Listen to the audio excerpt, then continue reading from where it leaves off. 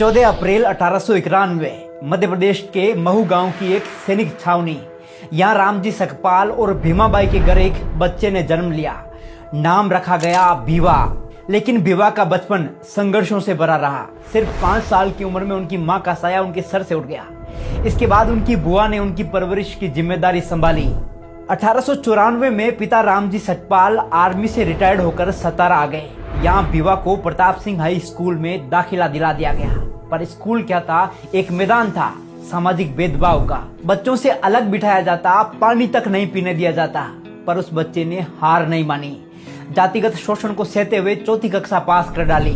1897 में पिता बॉम्बे चले गए और कुछ साल बाद भीवा को भी बुला लिया गया।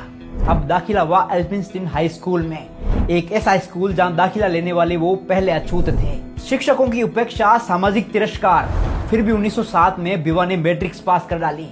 इसी दौरान 1906 में विवाह हुआ रमाबाई से और फिर 1912 में बॉम्बे यूनिवर्सिटी से इकोनॉमिक्स और पॉलिटिकल साइंस में बीए किया, वो भी टॉप रैंक से। ये उपलब्धि देखकर बड़ौदा के महाराजा सयाजीराव गायकवाड़ स्तब्ध रह गए।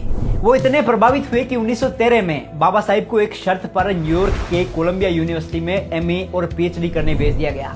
शर्त यह थी कि पढ़ाई पूरी करने के बाद वे वापस लौटकर बड़ौदा राज्य की सेवा करेंगे, और उन्होंने की भी।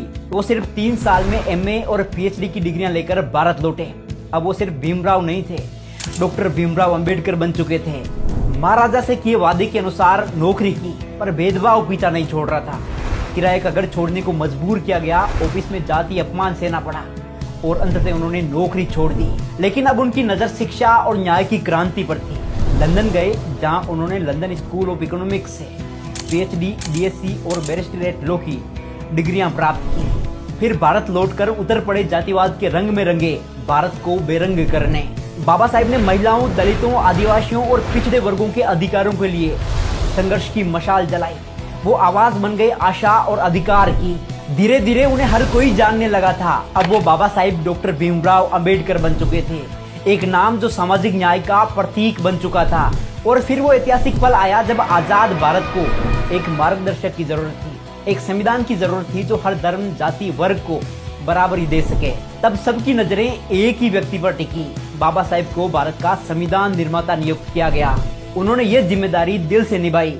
देश के हर नागरिक को ध्यान में रखते हुए सिर्फ 2 साल 11 महीने में रच डाला दुनिया का सबसे बड़ा और सर्वश्रेष्ठ संविधान। आज वो सिर्फ इतिहास का हिस्सा नहीं है, वो प्रेरणा है, विचार है, क्रांति की आवाज है। ऐसी महान शख्सियत, champion of social justice, Bharat Ratna Baba Sahib doctor Ambedkar को शत शत नमन। जय भीम।